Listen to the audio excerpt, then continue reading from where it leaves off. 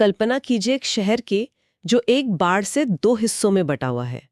एक तरफ है नोग्लेस, एरिजोना में, अमेरिका में, जहां औसत आय अच्छी है, ज्यादातर किशोर स्कूल जाते हैं, सरकार नागरिकों के प्रति जवाबदेह है। बाढ़ के ठीक दूसरी तरफ है नोग्लेस, सोनोरा, मेक्सिको में, जहां औसत आय शायद 1/3 है, अपराध दर बहुत ज्यादा है और जीवन स्तर में एक भारी अंतर है। और दिलचस्प बात यह है कि दोनों तरफ के लोगों के पूर्वज, संस्कृति, यहाँ तक कि खाना भी एक जैसा है। तो फिर इतना बड़ा अंतर क्यों है? और आज की हमारी पूरी बातचीत इसी एक सवाल की जड़ तक जाने की कोशिश करेगी। ये सवाल डैरोन एसिमोग्लू और जेम्स ए रॉबिन्सन की मशहूर किताब वाई नेशंस फेल के बिल्कुल केंद्र में है। किताब एक बहुत बड़ा और कह सकते हैं साहसिक तर्क देती है। वो कहती है कि देशों की समृद्धि या गरीबी का असली कारण उनका भूगोल या उनकी संस्कृति या नेताओं की अज्ञानता नहीं है, बल्कि उनकी राजनीतिक और आर्थिक संस्थाएं हैं। मतलब समाज के वो नियम और व्यवस्थाएं जो उन्होंने अपने लिए बनाई हैं। बिल्कुल, संस्थाएं, इंस्टीट्यूशंस, ये सुनने में थोड़ा भारी भरकम शब्द लगता है, लेकिन इसका मतलब शायद यही है कि खेल के नियम क्या हैं और वो नियम किसके लिए बनाए गए हैं। आज हम इसी विचार को परत दर परत खोलकर देखेंगे।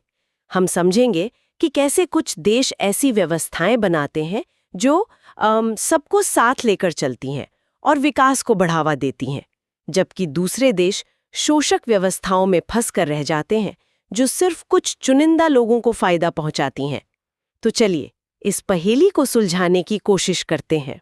तो किताब का जो मूल विचार है वो दो तरह की संस्थाओं पर आधारित है, समावेशी और शोषक। इस सुनने में थोड़ा अकादमिक लगता है।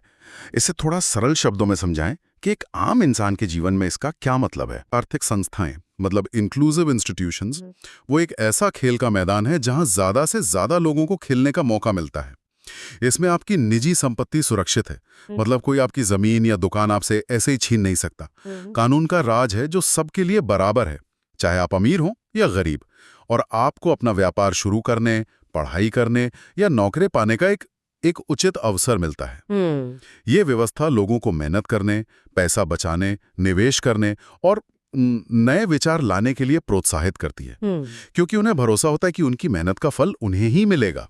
अच्छा, तो ये एक तरह से भरोसे का सिस्टम हुआ है ना। और शोषक संस्थाएं, इसका मतलब तो यही हुआ कि ये जानबूझकर ऐसी बनाई जाती हैं कि आम आदमी तरक्की ना कर पाए। ये कोई गलती नहीं, बल्कि एक सोचा समझा डिजाइन है। आपने बिल्कुल सही पकड़ा। शोषक आर्थिक संस्थाएं यानी एक्सट्रैक्टिव इंस्टीट्यूशंस इसकी ठीक विपरीत हैं। वो इसलिए बनाई ही जाती हैं ताकि समाज के एक बड़े हिस्से की संपत्ति और मेहनत का फल निकालकर दूसरे यानी शासक इलीट वर्ग तक पहुंचाया जा सके। इसमें जबरन मजदूरी, संपत्ति को कभी भी जब्त कर लेना या फिर ऐसे नियम बनाना कि सिर्फ सत्ता के करीबी लोग ही व्यापार कर सकें, ये सब शामिल है। औपनिवेशिक लैटिन अमेरिका या आज का उत्तर कोरिया इसके सबसे चरम उदाहरण है। इन व्यवस्थाओं में आम लोगों के पास मेहनत करने या कुछ नया करने का कोई प्रोत्साहन ही नहीं होता, क्योंकि उन्हें पता है कि इसका फायदा उन्हें नहीं मिलेगा। हाँ, यहाँ पर एक बहुत अहम सवाल उठता है, ये आर्थिक नियम बनाता कौन है? आपने कहा कि आर्थिक संस्थाएं राजनीतिक संस्थाओं से तय होती हैं। ये जुड़ाव कैसे काम करता है? ये इस पूरे तर्क का सबसे महत्वपूर्ण हिस्सा है। आर्थिक नियम हवा में नहीं बनते, उन्हें राजनीतिक ताकतें बनाती हैं। अगर किसी देश में समावेशी राजनीतिक संस्थाएं हैं, मतलब लोकतंत्र है, शक्ति का बंटवारा है और शासकों पर जनता का अंकुश है, तो ज्यादा संभावना है कि वो ऐसे आर्थिक नियम बनाएंगे जो ज्यादा से ज्यादा लोगों को फायदा पहुंचाएं। लेकिन अगर किसी देश में शोषक राजनीतिक संस्थाएं हैं, मतलब तानाशाही है या सत्ता कुछ ही लोगों के हाथ में है, तो वो एलीट वर्ग अपनी राजनीतिक शक्ति का इस्तेमाल ऐसे आर्थिक नियम बनाने के लिए करेगा जो सिर्फ उनकी जेबें भरें, भले पूरा देश गरीब रह जाए। हाँ, वो सरकारी ठेके सिर्फ अपनी कंपनियों को देंगे, अपने प्रतिस्पर्धियों को बाजार से बाहर कर देंगे। इसीलिए राजनीति और अर्थव्यवस्था ये एक दूसरे से गहरे जुड़े में हैं। ठीक है, तो ये सिद्धांत तो समझ आता है, लेकिन आमतौर पर जब हम किसी देश की गरीबी के बारे में सोचते हैं तो हमारे दिमाग में सबसे पहले भूगोल आता है, मतलब वहाँ का मौसम कैसा है या फिर वहाँ की संस्कृति को दोष दिया जाता है। किताब इन पुराने तर्कों को पूरी तरह खारिज करती है। क्यों? हाँ, और वो बहुत ठोस उदाहरणों के साथ ऐसा करती है। जैसे भूगोल का सिद्धांत, अगर ये सच होता तो नोगलस के दोनों हिस्सों में इतना अंतर क्यों होता, जबकि उनका भूगोल, मौसम और यहाँ तक कि बीमारियां भी सब एक जैसी हैं। या ये सोचिए कि मध्य पूर्व, जो कभी दुनिया का सबसे उन्नत और वैज्ञानिक रूप से आगे रहने वाला क्षेत्र था, आज क्यों पिछड़ गया है। इसका कारण भूगोल नहीं, बल्कि ऑटोमन साम्राज्य की वो शोषक संस्थागत विरासत है, जिसने सदियों तक निजी संपत्ति और व्यापार को दबाकर रखा। और संस्कृति का तर्क, ये तो बहुत आम है। लोग कहते हैं कि कुछ संस्कृतियों में मेहनत या व्यापार को लेकर एक अलग नजरिया होता है। क्या ये पूरी तरह से गलत है? इदार के अनुसार ये तर्क भी तथ्यों पर खरा नहीं उतरता है। इसका सबसे बड़ा सबूत है उत्तर और दक्षिण कोरिया। बिल्कुल। 1950 के दशक में विभाजन से पहले हजारों सालों तक उनका इतिहास, भाषा, संस्कृति सब एक ही था। लेकिन विभाजन के बाद दक्षिण ने समावेशी संस्थाओं का रास्ता अपनाया और उत्तर ने दुनिया की सबसे ज्यादा शोषक व्यवस्था बनाई। आज उनके बीच का अंतर जमीन आसमान का है। सही बात है। इसी तरह पूर्व ब्रिटिश उपनिवेशों को देखिए।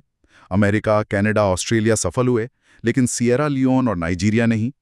अगर सिर्फ अंग्रेजी संस्कृति या विरासत सफलता की गारंटी होती तो इन सब देशों को एक जैसा होना चाहिए था।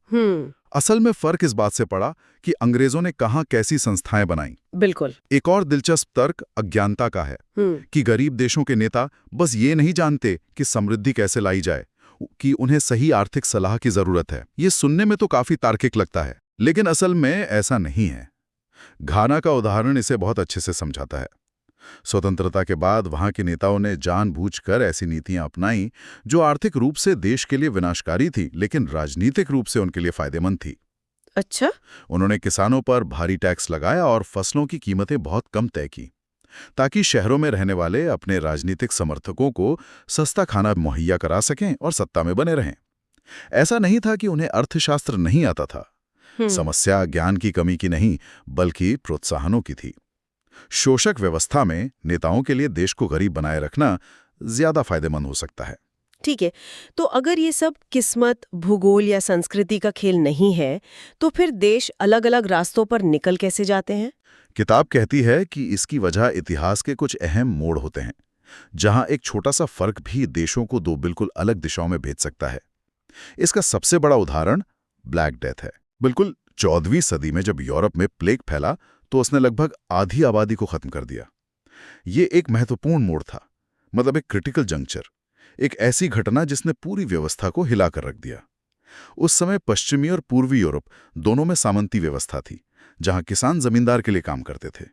व्यवस्था लगभग एक जैसी थी, लेकिन एक बहुत छोटा सा अंतर था। और वो छोटा सा अंतर क्या था? पश्चिम में किसान थोड़े ज्यादा स्वतंत्र थे, उनके पास थोड़ी ज्यादा सौदेबाजी की शक्ति थी। अच्छा। वो सिर्फ बिखरे हुए मजदूर नहीं थे, उनके अपने छोटे मोटे संगठन थे, गांव की पंचायतें थीं। जबकि पूरब में जमींदार बहुत ज्यादा शक्तिशाली थे और किसानों पर उनका पूरा नियंत्रण था। अब जब प्लेग की वजह से मजदूरों की भारी कमी हुई, तो पश्चिम में किसानों ने इस मौके का इस्तेमाल बेहतर मजदूरी और ज्यादा अधिकारों की मांग करने के लिए किया। उन्होंने विद्रोह किए। सरकार ने 1351 में स्टैट्यूट ऑफ लेबरर्स जैसा कानून लाकर मजदूरी को नियंत्रित करने की कोशिश की, लेकिन वो नाकाम रही। आखिरकार किसानों की जीत हुई और सामंतवाद की पकड़ ढीली पड़ गई। और यही छोटा सा अंतर पूरब में बिल्कुल उल्टा नतीजा लाया। सही कहा।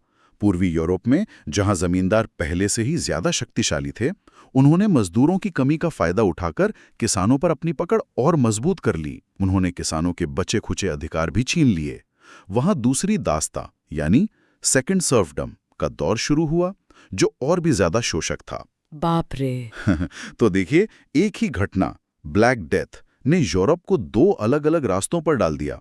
वजह सिर्फ ये थी कि उनकी शुरुआती संस्थाओं में एक मामूली सा अंतर था। इतिहास इसी तरह काम करता है। छोटे अंतर समय के साथ बहुत बड़े हो जाते हैं। ये अंतर हमें अमेरिका के उपनिवेशीकरण में भी साफ साफ दिखता है।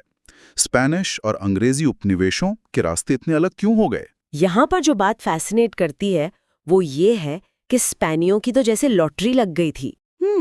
उन्हें मेक्सिको और पेरू में एज़टेक और इंका जैसे बड़े, संगठित और घनी आबादी वाले साम्राज्य मिले, तो उन्होंने बस वहां के राजा को हटाकर खुद गद्दी पर बैठ गए और वहां के पहले से मौजूद शोषक संरचनाओं पर कब्जा कर लिया। मतलब उन्होंने सिस्टम को बदला नहीं, बस उस पर कब्जा कर लिया। बिल्कुल, कब्जा कर लिया। उन्होंने स्थानीय लोगों से जबरदस्त काम करवाने के लिए मीता जैसी प्रणालियों का इस्तेमाल किया, खासकर पोटोसी की चांदी की खदानों में। उनकी रणनीति सीधी थी, लूटो और शोषण करो। लेकिन जब अंग्रेज उत्तरी अमेरिका के जेम्स टाउन पहुंचे तो कहानी बिल्कुल अलग थी। वहां उन्हें ना तो कोई बड़ा साम्राज्य मिला, ना सोना चांदी, और स्थानीय आबादी भी इतनी घनी और संगठित नहीं थी कि उन्हें आसानी से गुलाम बनाया जा सके। बिल्कुल, तो उन्हें एक व्यावहारिक कॉलोनी बनाने के लिए बसने वालों को ही प्रोत्साहन देना पड़ा। वर्जीनिया कंपनी की शुरुआती कोशिशें पूरी तरह नाकाम रहीं जब उन्होंने बसने वालों से जबरदस्त काम कराने की कोशिश की। अच्छा। शुरू में एक बेहद दमनकारी शासन लागू किया, जिसे laws divine, moral and martial कहा जाता था, जिसमें काम से भागने की सजा मौत थी। लेकिन लोग भागते रहे या मरते रहे। अंततः कंपनी को समझ आया कि इस तरह काम नहीं चलेगा। उन्हें बसने वालों को प्रोत्साहन देना पड़ा। उन्हें जमीन का मालिकाना हक दिया गया और सबसे महत्वपूर्ण, उन्हें राजनीतिक अधिकार दिए गए। जैसे 1619 में जनरल असेंबली का गठन। हाँ, जहां वो अपने प्रतिनिधि चुन सकते थे। तो उत्तरी अमेरिका में समावेशी संस्थाओं की नींव किसी महान आदर्श के कारण नहीं, बल्कि जमीनी हकीकत और कह सकते हैं मजबूरी के कारण पड़ी। यही इस किताब का एक अहम बिंदु है, और यही नींव इंग्लैंड की 1688 की ग्लोरियस रेवोल्यूशन के बाद और मजबूत हुई। इस क्रांति ने राजा की शक्तियों को सीमित किया, संसद को ज्यादा अधिकार दिए और एक तरह से यह तय कर दिया कि देश का शासन किसी एक व्यक्ति की मनमानी से नहीं, बल्कि कानूनों के हिसाब से चलेगा। और इसका असर सीधे अर्थव्यवस्था पर कैसे पड़ा? अगर हम इसे बड़ी तस्वीर से जोड़ें तो इसने इंग्लैंड में राजनीतिक बहुलवाद और कानून के शासन को मजबूत किया। इसने उद्यमियों और अन्वेषकों के लिए एक सुरक्षित माहौल बनाया।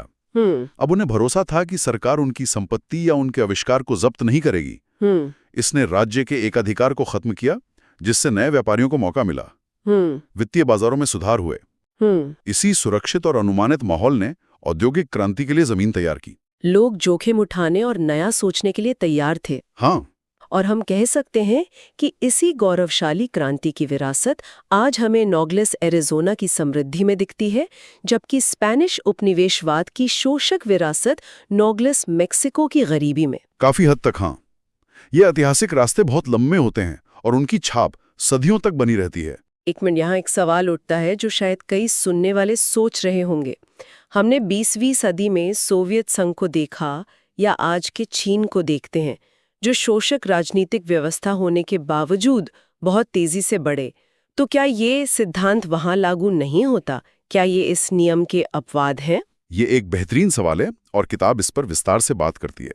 हाँ, शोषक संस्थाओं के तहत विकास संभव है, लेकिन ये टिकाऊ नहीं होता और इसकी एक सीमा होती है। सोवियत संघ इसका सबसे अच्छा उदाहरण है। स्टालिन के नेतृत्व में सरकार ने जबरदस्ती औद्योगिकरण किया और कुछ दशकों तक बहुत तेजी से आर्थिक विकास हासिल किया। राज्य ने संसाधनों को खेती से निकालकर भारी उद्योगों में झोंक दिया, भले इसकी कीमत लाखों लोगों की जान थी। लेकिन ये विकास लंबे समय तक क्यों नहीं चल पाया? आखिर वो क्या चीज थी जो रुक गई? नवाचार, इनोवेशन, सोवियत विकास मौजूदा तकनीक को बेहतर तरीके से इस्तेमाल करने और संसाधनों को एक जगह से दूसरी जगह ले जाने पर आधारित था। ये नए आविष्कारों पर आधारित नहीं था। एक केंद्रीय नियोजित अर्थव्यवस्था में नवाचार और रचनात्मक विनाश के लिए कोई प्रोत्साहन नहीं होता। रचनात्मक विनाश, इसका क्या मतलब है? इसका मतलब है कि जब कोई नई बेहतर तकनीक आती है तो वह पुरानी कम कुशल तकनीक को नष्ट कर देती है। जैसे जब कारें आईं तो घोड़ा गाड़ी का उद्योग खत्म हो गया। बिल्कुल, यह प्रक्रिया विकास के लिए जरूरी है, लेकिन सोवियत संघ जैसी शोषक व्यवस्था में रचनात्मक विनाश राजनीतिक एलीट के लिए एक बहुत बड़ा खतरा है। अच्छा। नई तकनीकों से पुरानी और अक्षम फैक्ट्रियों को खतरा होता और उन फैक्ट्रियों को चलाने वाले शक्तिशाली लोगों की सत्ता को भी। वे अपनी शक्ति क्यों खोना चाहेंगे? इसीलिए जब दुनिया तकनीकी रूप से आगे बढ़ रही थी, सोवियत संघ पिछड़ने लगा और 1970 के दशक तक उसका विकास लगभग रुक गया था। और ये सिर्फ आधुनिक दुनिया की बात नहीं है। ये अस्थिरता का पैटर्न हमें इतिहास में भी दिखता है, जैसे माया सभ्यता में। हाँ, माया सभ्यता ने शोषक संस्थाओं के तहत प्रभावशाली विकास किया। उन्होंने बड़े बड़े शहर और स्मारक बनाए, लेकिन उनकी पूरी व्यवस्था इलीट वर्ग के बीच धन और शक्ति के लिए लगातार होने वाले युद्ध और आंतरिक संघर्ष पर आधारित थी। एक राजा दूसरे पर हावी होने की कोशिश करता था, संसाधनों पर कब्जा करता था और ज्यादा से ज्यादा स्मारक बनाता था। अंततः इसी निरंतर संघर्ष ने समाज को भीतर से खोखला कर दिया और उनकी सभ्यता पतन की ओर चली गई। तो उनकी सफलता के बीच ही उनके विनाश का कारण बने। बिल्कुल। तो इस पूरी चर्चा का सार ये है कि देशों की नियति पत्थर पर नहीं लिखी होती।